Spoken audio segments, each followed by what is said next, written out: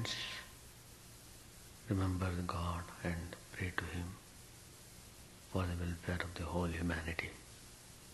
Om Shanti Shanti Shanti. Hari Om Tat Sat. Peace, peace, peace be unto all. Om Stapakaya Cha Dharmasya Sarvadharma Swarupine Stapakaya Cha Dharmasya Sarvadharma Swarupine Avatara Varisthaya Ramakrishna Te Namaha.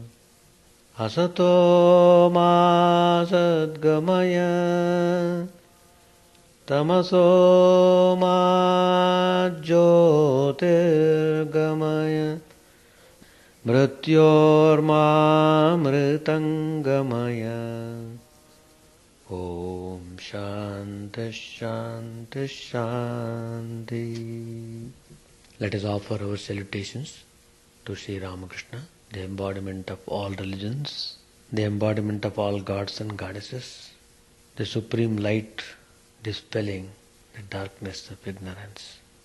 Let us offer salutations to Him who established peace and harmony in this world through His practical spiritual teachings. Our salutations to Him who is ever ready to show His grace on us, who is making us to see Him, to come to Him, not to get despair, not to get dejected in this world. If we know how to see Him, how to look into Him, we will be able to rise ourselves from the state of suffering and sorrow. Otherwise, it's not so easy to get out of this mess. We are in this world. We are in this world means we are in some sort of mess. Whatever may be the reason, factors, we suffer because of that. In this modern age, we don't have sufficient strength in our body and mind. So our resources are exhausted, as it were, in this age. The span of life also is too short, just 100 years, out of which first 15 years gone as boyhood or childhood, whatever you may call. Then after 50, the remaining age is just spent as old age, where you are not able to do anything active. So it's only when you are between 20 and 60s, just a period of 40 years, you can do what you want to achieve. But how many of us do really feel that spiritual knowledge must be given primary attention? Unless we direct our buddhi, that is the faculty of understanding, towards spiritual subject, we can't get out of suffering. We can't get out of tension or worries. What is this world after all? World is nothing but the effect of desires. Everyone is having infinite desires, infinite. How many people are there in this world? Infinite. Each one has got infinite desires. So infinite multiplied by infinite leads to infinity only. One devotee was asking me a question. I don't know whether he was asking out of fun or whether he was asking seriously, I don't know. But anyway, he asked the question. The question was, Swamiji, please pray for me so that all my desires are fulfilled. First of all, He is asking for his desires to be fulfilled. How many desires he has got, he himself does not know about them. That means, in other words, he wants to say that he wants to enjoy the world. Because in order to satisfy the desires, he has to keep on coming and going into this world. Coming and going into this world doesn't mean a smooth journey where you will have always comfortable way. There will be always some problems, some difficulties, So, Sri Ramakrishna is telling, why don't we apply our buddhi, that is faculty of understanding. Why are we suffering in this world? Why? What is the reason? The reason is not too difficult to find out, but it's too difficult for us to follow. The reason is that, Sri Ramakrishna has pointed out, the root of all suffering, all worries, all anxieties, all restlessness is nothing but desires. Desires. If you are able to eliminate desires, you will be conquering the world and you will be conquering your own self. That means you are transcending your mind. Mind is the storehouse of desires. You are not able to rise above the mind because the desires keep on pulling you down and down. Sri Ramakrishna explains this giving an example of an eagle. Somehow it caught a fish from an ocean. It was just carrying it in its beak. Immediately from nowhere, thousands of crows followed. And the eagle wanted to save himself from these birds, so he went in different directions. But in whatever direction he may fly, the crows are following the eagle very violently, because all the crows want to take up that fish. Every crow's attention is on that fish. In that confusion, somehow the fish dropped away from the beak of the eagle. As soon as the fish was dropped, immediately all crows vanished.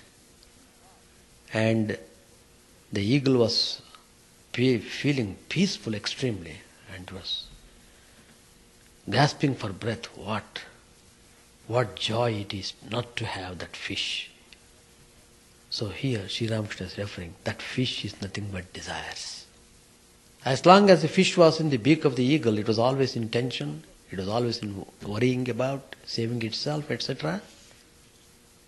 So, that is the state of our affairs. The mind is gross. It runs after gross things.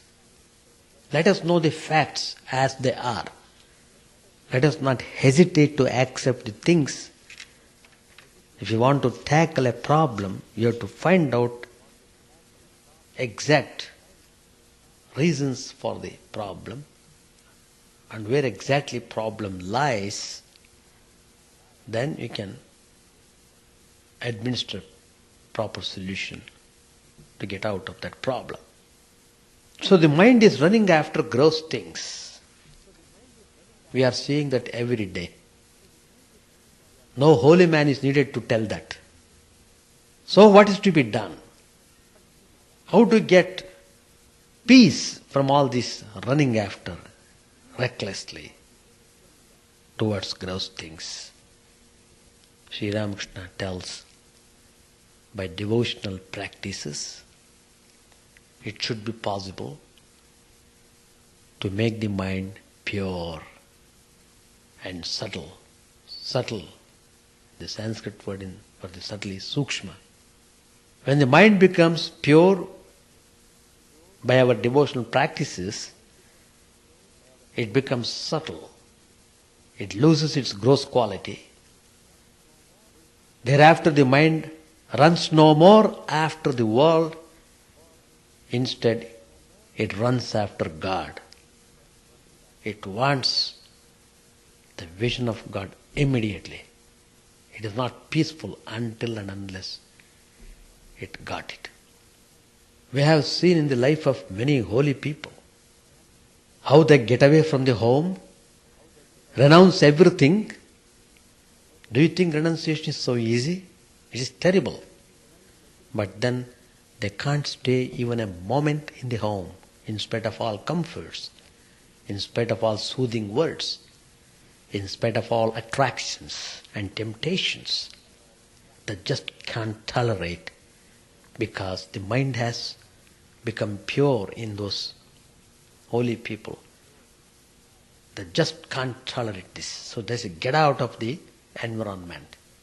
Go to solitary place, a place where they are not disturbed by any of these gross things. Then they are able to make the mind pointed. Then they are able to achieve the result.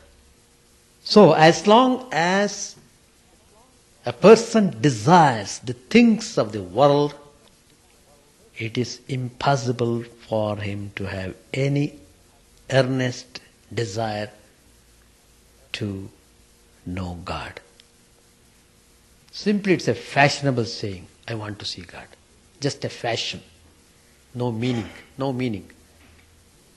When the child is enjoying his toys, the child is so involved, absorbed in the game of the toys, it just forgets its mother. It doesn't want mother at that time. But after playing for some time, it becomes disinterested in them. Then it cries for mother. And he will not be happy till he sees his mother. Even so, we should become disinterested on the playthings of the world. Then our heart yearns for God, and then we are able to struggle with all our mind and will to realize God. So spirituality starts only when we are able to turn the mind from the world to spiritual field. The desire to live a pure and holy life, does it come so easily? But those who cherish that desire, the grace of God is upon them, in whom this desire is awakened. See how people live in the world. Why don't we learn a lesson? Why we have become so blunt and behave like stupids? See the world, observe the people, what we find? The man receives repeated blows. Repeated blows. Every day he suffers terribly to the point of committing suicide. And yet the desire to walk the path of God doesn't enter into his heart. That's the greatest tragedy. He knows full well that every time he puts his hand in the fire, it will burn. Yet, still he does it. Not only so, he uses every inducement to encourage others to do the same, and regards that man as crazy who does this. If anybody talks of God, if anybody talks of spirituality, if anybody talks of going to temple, they just make fun of him. They just laugh at him. They just tease him. That's the world. So, effort must be there. If we want to go spiritually, effort must be there. We should keep watch over every small desire which arises, and we must control it. We must not lose control over them. Desires will be there as long as the mind is there. It doesn't mean that we should go along with the desires. We can just overlook them. Now, at the base of all desires, what are the things? Lust and greed. Lust and greed. Desire. Sri Ramakrishna again and again pinpoints. Desire begets misery. To be without desire is bliss. Desire for pleasures, no doubt, has to be given up. But then, all desires are not to be given up. What does it mean? It's only material desires that are to be given up. The desires that take one away from God must be given up. But the desire to realize God, the desire for knowledge and devotion are not to be given up. Let the strong wind of dispassion rise in the mind, that the trees of desire be uprooted.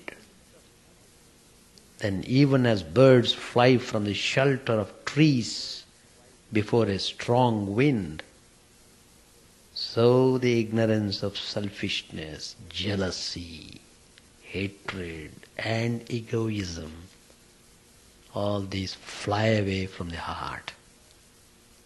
Another interesting point we should know. It is, the desires are very shrewd. They take possession not only of the mind of a person, but his sense organs as well. As soon as desire is aroused in the mind, immediately it activates the sense organs. The eyes want to see, the ears want to hear, the tongue to taste and speak, the nose wants to smell, the body wants to feel, hands want to work, and the feet carry the person to where the object is. The other sense organs also become alert. And whenever the opportunity comes, they also indulge in just enjoying, playing the things of the world. So Sri Ramakrishna is telling, the fish that is worldly desires, that is responsible for our worries, our sufferings, our tensions, all sorts of things. When the fish is dropped, when the desires are abandoned, then really we become qualified to enjoy peace. So this lesson, a spiritual aspirant, what is called in Bhagavad Avadhut, he learnt from seeing the eagle flying with the fish in its beak and crows following it. Sri Ramakrishna explains that wonderfully well in the Gospel. The second analogy is given, the bees, day and night they work very hard to collect the honey from different flowers, and they gather them, but they cannot enjoy their honey, for a man soon breaks the comb and takes it away. So what's the use of accumulating the things? Why don't we learn a lesson? Why we are all trying to keep up, mounting things upon things? The more the things, the more the attachment. The more the attachment, the more the suffering. Third point, Sri Ramakrishna tells, in this modern age, Kali Yuga, what type of austerity we can do? We are unable to even to repeat name of the God. We are so weak. We are so weak even to walk to the temple. We are depressed so much in the world. We are getting beatings every day in the world. So we are terribly suffering pain. How is it possible to undergo austerities? And without austerities, how do you expect mind to be purified? Without purification of the mind, how can you expect to go towards God? That is why spirituality becomes impossible. But then Sri Ramakrishna gives a hope. Well, I know you are all weak, but then what is the use of condemning a person you are weak? What is the use of condemning a person you are a sinner? Is that the way to save him? How to save him? How to make him strong? Sri Ramakrishna tells, well, if you know you are weak, you are unable to do anything, if you are conscious of that, then there is hope of your saving. Many people do not know that even. So what Sri Ramakrishna suggests is that surrender yourself completely to God, completely to the divine power. Surrender, take refuge. Take refuge. You are not able to do anything. But when you take refuge in Him, be sincere in your attitude, in our aspiration. If there is no sincerity in your aspiration, then nobody can save. Even God cannot save. Now, so bhakti is a single-minded devotion to God. We should develop bhakti. Bhakti. The very process of developing devotion to God purifies our heart. Why this worship is mentioned? Worship is part of the discipline. By worshipping God, there is every hope that we can get out of this mess. And God's grace will flow upon us. When we are ready to call Him, and when we want Him sincerely, His grace will flow upon us in abundance. Then we will be blessed with peace, blessed with joy, blessed with bliss. So, Sri Ramakrishna is here for us, giving practical instructions for us to follow. Let us try to do in a humble way. Be humble, be sincere, everything will be taken care of. That is the point Sri Ramakrishna tells. Now I shall continue my next passage. Then I invite questions from you. Page 316. Sri Ramakrishna had said that bhava stills the nerve currents of the devotee.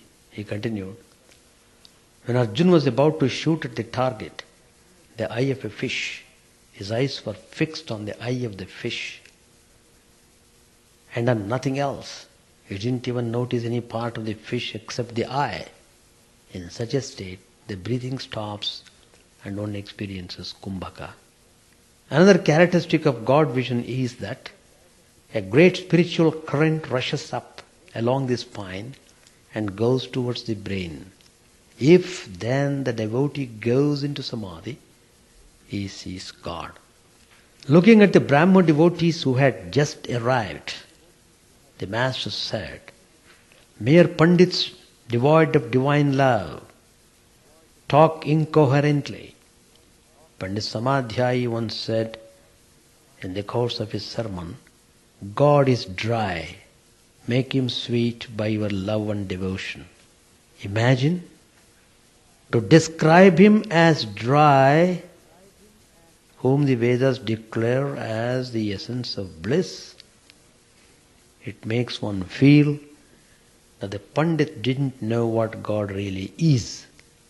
That's why his words were so incoherent.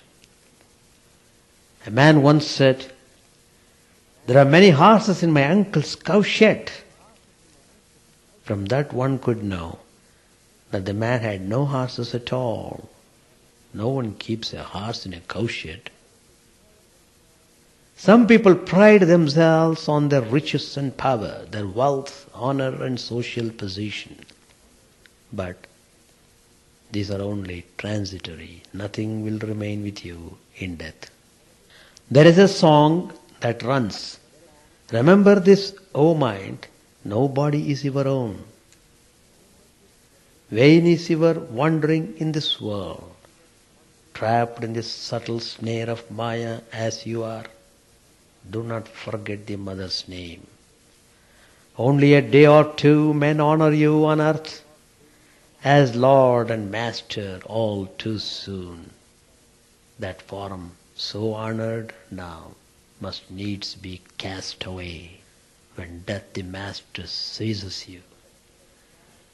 Even your beloved wife, for whom while yet you live, you fret yourself almost to death, will not go with you then.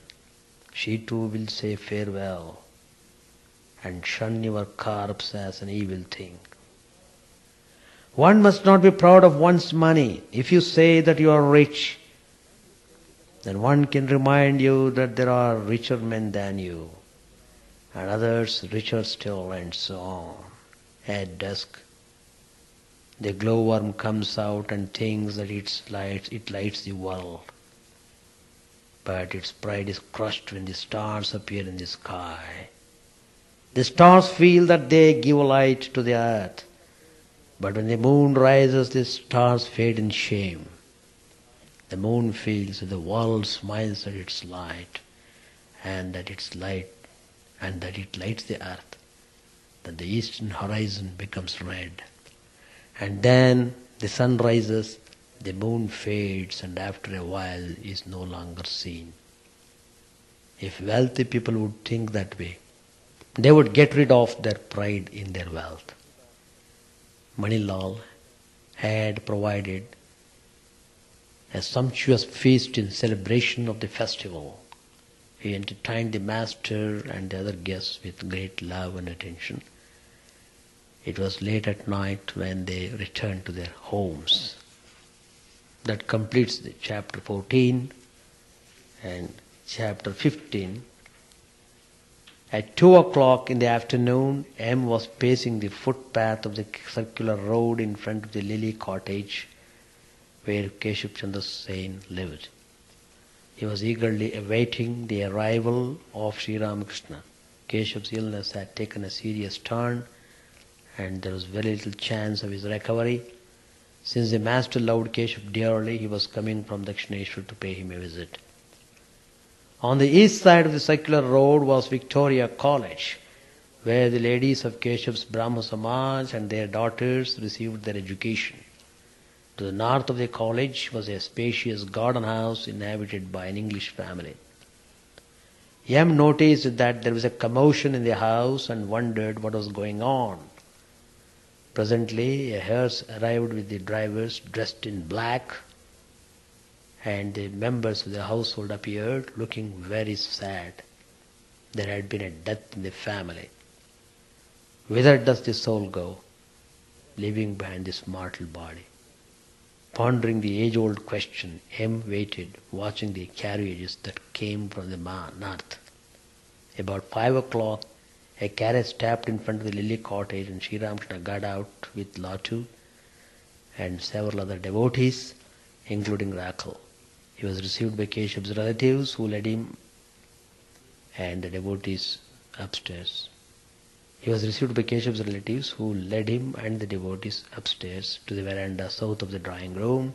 The master seated himself on a couch. After a long wait, he became impatient to see Keshav. Keshav's disciples said that he was resting and would be there presently. Sri Ramakrishna became more and more impatient and said to Keshav's disciples, "Look here, what need is there of his coming to me? Why can't I go in and see him?" Prasanna humbly said, "Sir, he will come in a few minutes."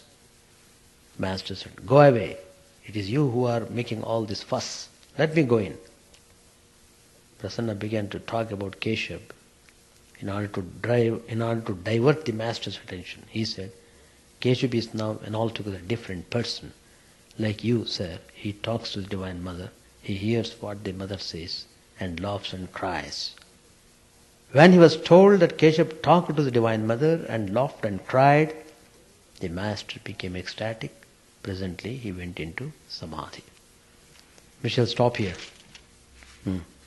Any questions, any comments, any observations, any ideas from your side, you are welcome. Yes. First of all, 40 years of meditation, what type of meditation he was doing, that who is to judge?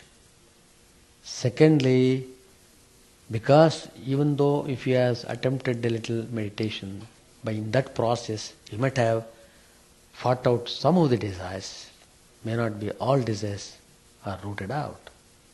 And the thing is, meditation done properly with full attention and desire for purity and perfection, it should be possible to develop devotion to the spiritual life and the divine power that is behind the whole creation. Meditation, if it is done 40 years, I think the person should have got realization by that time, if that was done properly. Because meditation is the process taking the soul near to God, very near to God. And at least he must be able to get some glimpses of the divine joy. Once he gets the taste of divine joy, he is no more attracted towards any of the worldly things anymore. And meditation simply because first of all people have no knowledge of what is meditation is. People think that simply sitting on the chair is a meditation, or coming to the temple itself is a kind of meditation, or talking with people here and there is a meditation. No, meditation is completely focusing our attention on the divine God, setting aside all thoughts for the time being, to be in that mood for sufficient length of time, at the same time praying to Him to make the life blessed. That is the way how we should carry our spiritual practices.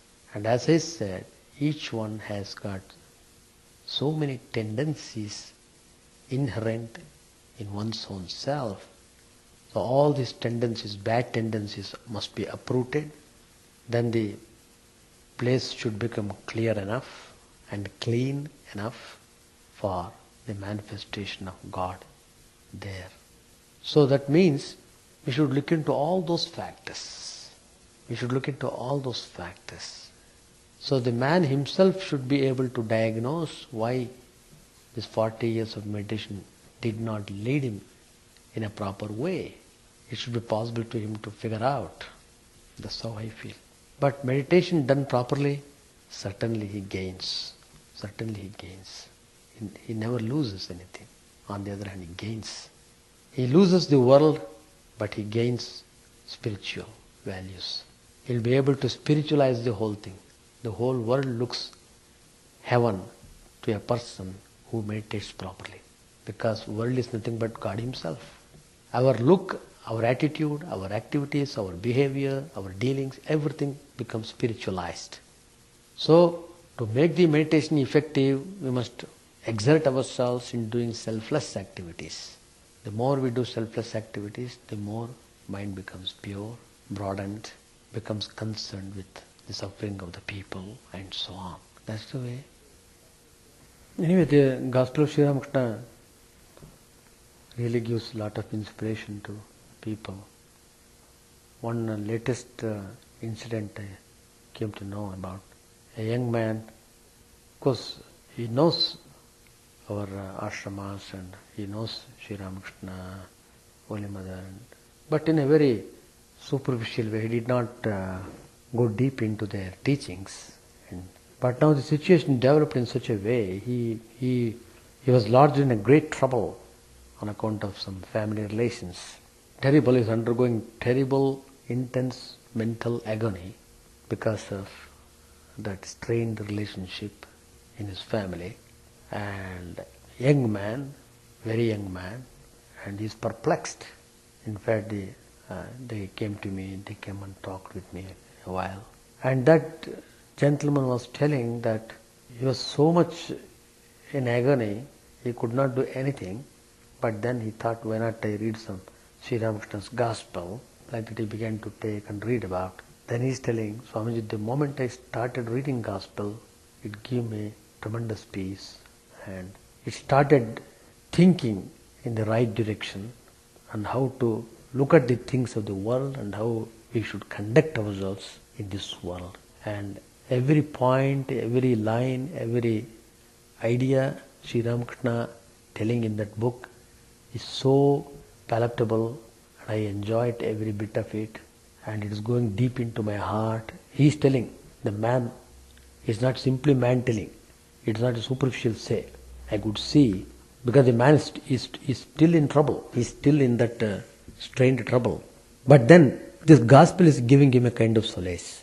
It is making him to tolerate things, to bear with. So gospel is teaching him a lesson how suffering is to be interpreted in our life. And I also told him, please learn the thing from this suffering. Learn, try to learn. Suffering comes, so what I should learn from this suffering. That way we should keep on thinking and molding our life. And I told him also to read lives of Mahatmas. Life story is very important, because how much they have undergone terrible hardships in their life. It's not simply they got realization, just they sat and retreated, immediately God came and stood before them. It is not like that.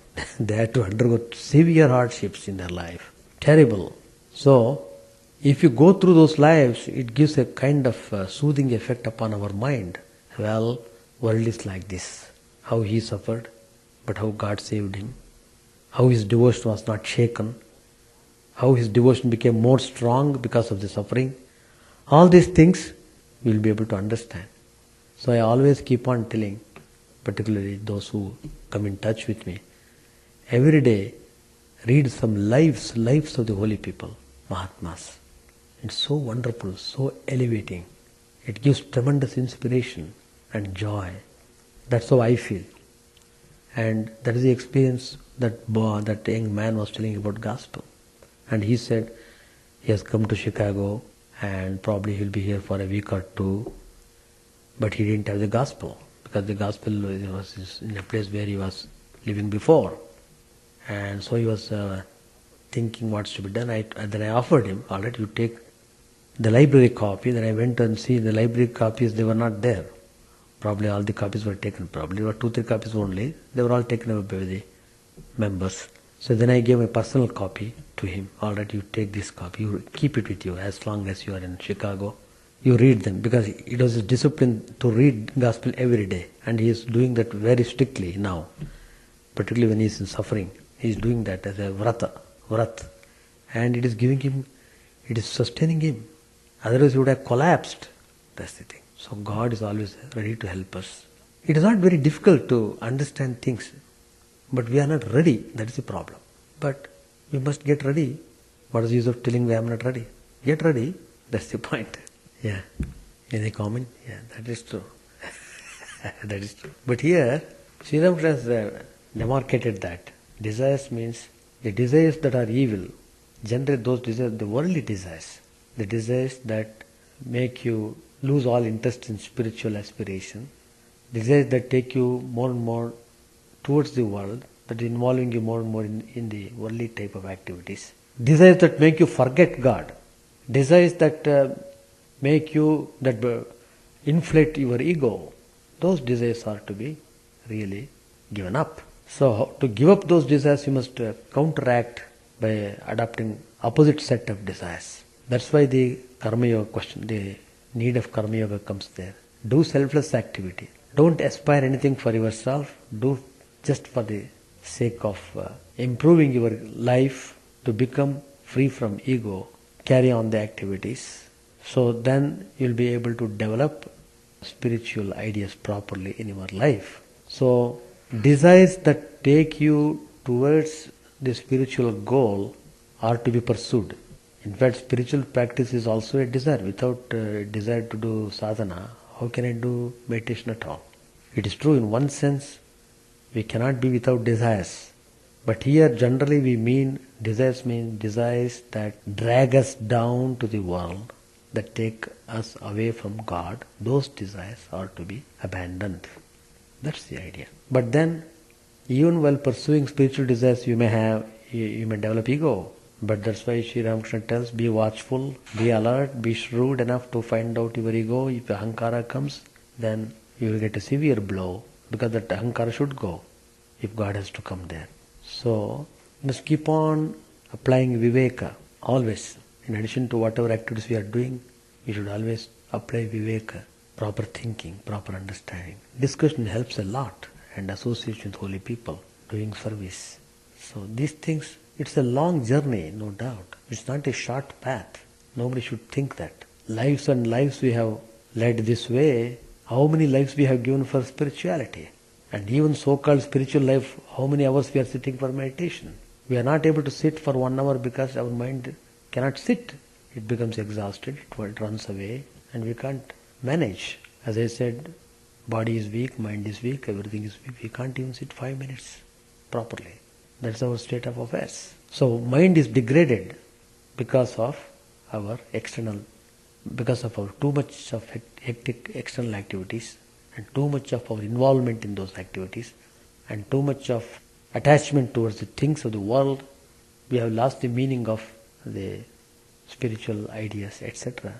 So we try to see things in a way they are helpful to my way of thinking.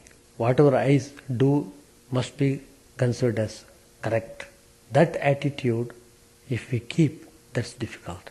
You must always be open to correction. Every day you must learn. As long as I live, so long do I learn. That is Sri Ramakrishna's teaching. We are here for learning. Let us learn the lessons. Desires that help us to take towards God are welcome. Desires that take us away from God must be abandoned. Harmful desires must be given up. Helpful desires must be cultivated. That's the way. But desires must be gradually reduced, because if you have too many desires in the mind, you cannot achieve the things. Your concentration, primary attention should be on one particular desire, so that all other desires are just integrated there. For example, if my desire is to realize God, if my desire is to see Sri Ramakrishna in this very life, I must take proper actions. I must be able to do meditation, worship, all the disciplines that are required, try to maintain purity in thought, word and deed. All these things we have to do. Sharirika tapas, manasika tapas, all these things we have to undertake. But we are inspired to do all these practices because our desire is so strong. Our desire to see Sri Ramakrishna in this very life is very strong in me. I am not satisfied by anything else. So I don't care for anything of the world. I am just trying to focus all my attention on achieving the goal. As Sri Ramakrishna says, first realize God and then live in the world. So let me realize God, let me see God, let me use all my energy, whatever resources I have got, let me use it up and try to see things. So like that we should carry on our life. And holy association and regularity is very important to have any effect upon our life. The idea of tapas is to maintain regularity. Regularity is discipline. Nobody is without work. Nobody is without any action. Sri Krishna himself tells, though he is the Lord of the universe, he need not have to do anything, but he is always active. That's the idea. No questions at all. Any question? No. Silence is the answer. What is your idea about desires? Do you like desires play an important role in shaping your life? In shaping the life of a man? What is your scientific analysis about the desires? That's true. But the point is this. First of all, the harmful desires are to be rooted out by introducing good desires. Then afterwards, all those good desires also, you must not have too many good desires. You concentrate on one desire, which is very important. Suppose there are 10 sweets before you. All the sweets are good, no doubt. But you like one sweet very well, so you concentrate upon that and you take that and you say, this is enough for me, I don't need them. Like that you tell, though they are all available to you. So like that, the desires are integrated finally into one desire, one prominent desire. It comes to that point. When you are able to reach that point, then you are in the right track. You are qualified to receive the samadhi state. because your whole mind is sitting on that one particular idea, that dominant desire is there. Then, in the final analysis, even that desire should get dissolved. That means your mind gets dissolved. That's it. That means you know what it is and you know what is mind. You know how to separate yourself from the mind. You become knower of everything. You become the enjoyer of everything. You become Brahman himself. When Ganga merges in ocean, it becomes ocean itself. If anybody asks question, Ganga, where are you? I am the ocean. That's the answer. So, we become part and parcel of the divine power. And even the process of going to that state, why that samadhi state comes, why you are so blissful? Because that gives you immense joy. You are fully aware of that joy. So, samadhi state, when you attain that samadhi, the mind which was coming to you all through your lives, the mind was coming to you because of so many processes. It gets purified, sukshma, ati sukshma, sukshmatara, sukshmatama, like that, superlative degree, coming to the highest point. It becomes so subtle, so thin, it becomes one with the Atman. In the final analysis, mind and Atman become one. Atman, Paramatman become one. There is one without a second. That is the highest reality that we have to. In the final analysis, what type of motivation you want? What for motivation? Why do you want to live like that? Why? I want this. What for? Tatakkim, tatakkim. It's a beautiful verse. If you have time, you please read that. Shankaracharya has composed. Once in a while I sing that song. It's a beautiful Sanskrit hymn. You got a very good body, first class, beautiful body, beautiful wife, beautiful children, beautiful house, wealth, this, that. Go on multiplying. What next? What next? What next? Shankaracharya puts the question. Where it leads you? How long you go like that? How long? You become exhausted.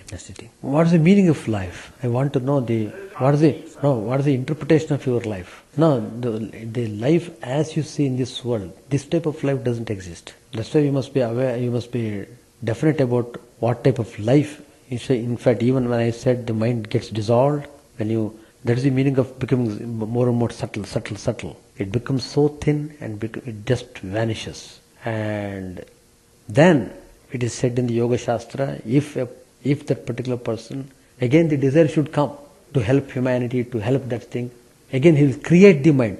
Because of the desire, the mind comes into shape. The mind is created because of the desire. So desirelessness means mind coming to zero. That's the truth experienced by the Mahatmas. So you please read some of the Vedantic texts. They are very useful. Even though it's perfectly alright, we worship God with form, without form. You have any number of gods, you follow any god, you worship any god. Same God principle we are following. It is true. We hold on to some particular ideal so that it becomes easy for us to pursue the goal. Once the goal is reached, then everything becomes one. Now, first of all, our desires themselves are silly. You must know that. When you evolve spiritually, what all the desires you had earlier, they become so silly. What? I desired all such rubbish things I desired. So like that you go on transcending them. What is this desire after all? What is this desire meant for? If the desire is not giving you real peace, real joy, what is the use of that desire? So the real joy lies in not pursuing the desires, but in transcending the desires. So transcending the desire is called desireless, a state of desirelessness. To transcend the desires, you must hold on to one desire, then at the proper time, even that desire is given up. They call it as Brahmakara Vritti. See, when you try to think deeply on one particular idea, because of your deep thinking, you become that. Then thinking stops. Everything stops there. It's a final stop. It is experience. That's why they say it's the experience. In the case of the supreme divine power, they are able to come back after that real state of experience, what they call samadhi. But ordinary human beings, once they get into the blissful state, they won't come back. That means they don't cherish any desire to come back. No, I don't want to come back. That's all. These desires are good. In fact, these desires are to be nourished. By nourishing proper desires, We are shaping the character of the mind. We are making the mind more stable, more strong. The strength or weakness of the mind depends upon the desires, what type of desires we have in the mind. But we shall stop here. Chant the name of the Lord and His glory unceasingly, that the mirror of the heart may be wiped clean and quench that mighty forest fire, worldly lust raging furiously within. O name, stream down in moonlight on the lotus heart, opening its cup to knowledge of thyself. O self, drown deep in the waves of his bliss, tasting his nectar at every step, bathing in his name that bath for weary souls. Various are thy names, O Lord, in each and every name thy power resides. No times are set, no rites are needful for chanting of thy name. So vast is thy mercy, how huge then is my wretchedness, who find in this empty life and heart no devotion to thy name. O my mind, be humbler than a blade of grass, be patient and forbearing like a tree, take no honor to thyself, give honor to all, chant unceasingly the name of the Lord. O Lord and Soul of the universe, mine is no prayer for wealth or retinue, the playthings of lust for the toys of fame as many times as I may be reborn. Grant me, O Lord, a steadfast love for Thee. A drowning man in this world's fearful ocean is Thy servant, O Sweet One. In Thy mercy consider him as dust beneath Thy feet. Oh, how I long for the day when an instant's separation from Thee, O Lord, will be as 1,000 years, when my heart burns away with its desire, and the world without Thee is a heartless void. Prostrate at Thy feet let me be in unwavering devotion, neither imploring the embrace of Thine arms, nor bewailing the withdrawal of Thy presence. Though it tears my soul asunder, O Thou, who stillest the hearts of Thy devotees, do with me what Thou wilt, for Thou art my heart's beloved, Thou and Thou alone. O Lord, lead us from the unreal to the real, lead us from darkness to light, and lead us from death to immortality. May all be free from dangers, may all realize what is good, may all be actuated by noble thoughts, may all rejoice everywhere, may all be happy, may all be free from disease, may all realize what is good, may none be subject to misery. May the wicked become virtuous, may the virtuous attain tranquility, may the tranquil be free from bonds, may the freed make others free. May good betide all people, may the sovereign righteously rule the earth. May all beings ever attain what is good, may the worlds be prosperous and happy. May the clouds pour rain in time, may the earth be blessed with crops, may all countries be freed from calamity, may holy men live without fear. May the Lord, the destroyer of sins, the presiding deity of all sacred works, be satisfied. For He being pleased, the whole universe becomes pleased. He being satisfied, the whole universe feels satisfied.